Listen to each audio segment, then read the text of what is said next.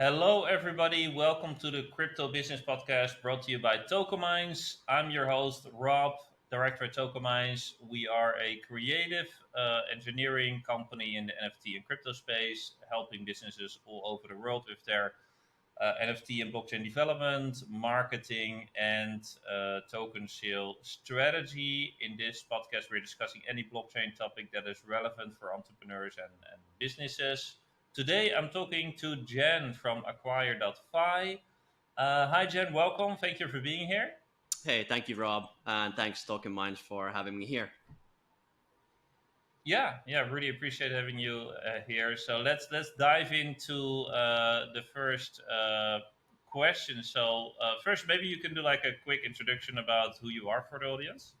Yeah, for sure. So my name is Jan. I've been in crypto from 2011. I built two very famous crypto startups. One of them was Paxful. Was one of the original members there. Basically scaled up to more than 4.5 million users, $2 billion in volume. Then I quit after 4.5 years. I started something called Yield App.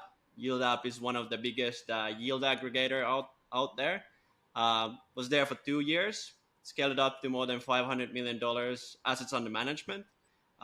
Then 8 months ago, I quit and started building Acquire.Fi. And now we've been building it for at least 8 months. 3 months ago, we started our token raise, and it's been going pretty good, I would say. All right, excellent. So you already told us kind of how you got into your in crypto with Paxful. But was there anything before that what actually brought you to crypto? It's a very interesting story, actually. I met Marty Malm. People who don't know who Marty Malm is one of the original Bitcoin developers. He was actually working with Satoshi. Um I randomly met him in 2011 in a party, and he basically was pitching me about Bitcoin. And from there on, I've been very into crypto, so to say. I've been absolutely crazed with the amount of information there is, and also what what you can actually do with crypto. I've been traveling all around the world preaching, talking about crypto. Paxful was very Africa oriented, so we were traveling a lot in Africa, teaching people how to use Bitcoin there. Um, but yeah, it's been a very interesting journey, and I think crypto market itself and crypto will be a very big thing in the future going forward. It's changed a lot. I can tell you that from 2011. Yeah, it's amazing. It's like a decade. Oh, not just a decade, a decennia ago in that sense. And about Acquire.Fi, can you tell us a little bit more about it? No, for sure. So Acquire.Fi is an ecosystem where Web3 founders can exit their Web3 companies. Retail and normal people like me can invest in real world assets and fractionalize them. So we fractionalize different real world assets. And then we have institutions and DAOs and other hedge funds that can buy these Web3 companies out, or they can grow themselves out a little bit more. And basically, there's two things in a simple way what we're doing. We're doing merger and acquisition for Web3 companies. We have more than 70 companies for sale at the moment. And then we are doing fractionalized ownership, which is basically crowdfunding. And that's in a nutshell what we do. And we've been growing quite a lot since we started doing this journey. And how did it start? Is there any kind of founding Yeah, story there?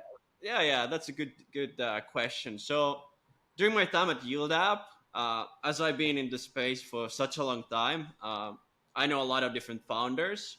And last year, I started getting a lot of offers from my other founders that they wanted to exit their Web3 companies. And they had nowhere to go. And I was well connected with some tier one funds, tier two funds. And I started doing a little bit of deal flow, matching up people with each other.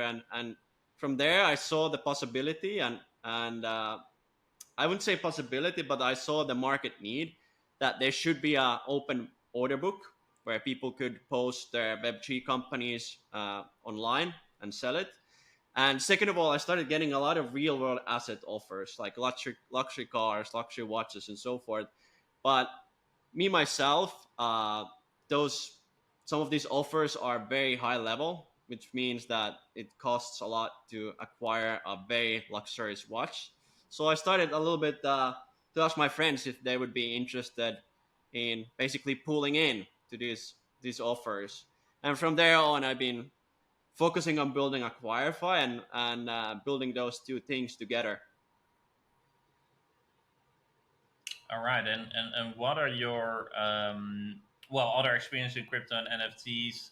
I mean, you told us a little bit about your history as well. Maybe you can share some of like your ups and downs there.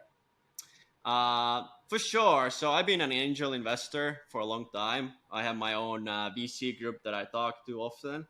Uh, I would say I lost a little bit on this Luna crash. So that was my, I wouldn't say fuck up, but let's say it was my a little downfall. And the upside has been I I travel all around the world, and because of that, I understand very well like what's the use cases with crypto. I think overall, like if I would have not been in crypto, I would not have understand like what kind of need there is for actually for crypto and especially Bitcoin. Um, what else upside? I met a lot of fantastic people. I guess Rob, you have a lot of good interviews here, and I met some of my friends probably. But I think overall the community is something that I adore, but at the same time hate, if you can say it. Yeah, and about Lunar, I mean, you're a very experienced guy in the industry. How come you? I mean, can I say mistake or like I think there are many that did the same. But what is your learning from that experience? Counterparty risk. There's always a counterparty risk, no matter where you put your money. Like if you're getting yield, there's usually a counterparty risk, and that means that if you can't control the other counterparty, it's there's always a risk, so to say. My biggest mistake was that I knew a lot of tier one funds that were investing in Luna, and I believed in the mission a little bit, but yeah, what can I say? I learned from that mistake really well. Right, right. And in terms of learnings, what can you share with like other like aspiring or current entrepreneurs in the industry in terms of like crypto NFTs, adopting it or using it in their business? I think you learn from creators quite a lot. It's definitely a creator economy if you look at NFTs at the moment. But I think also like from the like what we do in crowdfunding, we fractionalize different items and we basically give NFTs to our users. So that's one use case, and I think these use cases eventually come up more and more the more this ecosystem grows.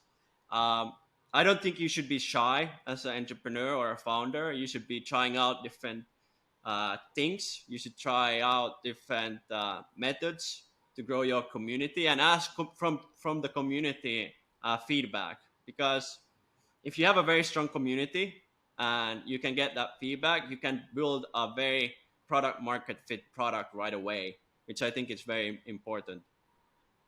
But yeah, like I think there's a lot of possibilities. uh it all depends on which vertical you are in crypto, and I think those verticals is just growing and growing and growing. The downside is don't believe into good things. uh in crypto that's normal. Like don't believe in over promises. I think that's very important, because over promises is what usually breaks the system down, right? And with over promises, are you talking about like high yields? Are you talking about It promises can of be high future? yields, it can be high technology, it can be promises that were never fulfilled, and so forth. Usually in this industry, there's a lot of people promising a lot of cool stuff that will happen in the future, but eventually, what will happen is totally opposite thing, or that fulfillment never fills, right?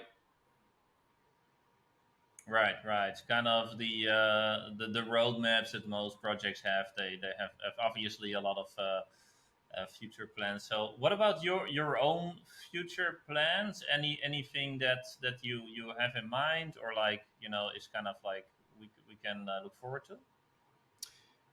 Yeah, I think the industry itself is growing a lot. There's more and more like sophisticated players coming in.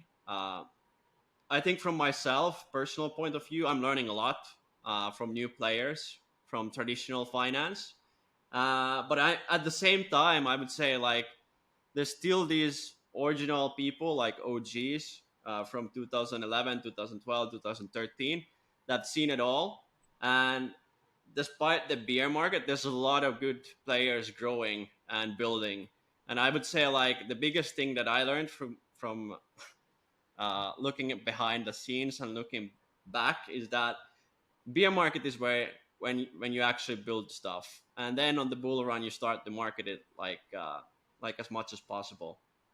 So my Right. focus at the moment is only to build, focus on the product, and focus on the community itself. I think now it's a great time to interact with the community because Mm. people are not like they're not expecting to get like a moon run right away. So you can actually, as a founder, now focus on building, getting feedback from the community, and if you can do that right, and when the bull market comes back up, I think you're in a very good position. And also, like if you have partnerships or you have already founders and partners that you already know, start building relationship with those like more and more, because the more you can interact with different communities, the better, and the more you can actually help each other. And I think what I've seen now during the beer market is that there's a lot of founders working together, sharing resources, for example. I think that's fantastic. I think that's what the crypto community needs, and I think moving forward, hopefully also in the bull market, that will happen. Yeah, and that's also, I guess, a great tip for entrepreneurs out there, that this is the time to get those partnerships and get the community that actually provides you value, and that is not just in there to make a quick buck, but is actually interested in your product. So that's interesting, and that's very kind of positive for the audience out there. Yeah, final question in regards to investing. Do you have any kind of suggestions for people who want to invest in any crypto or NFT projects?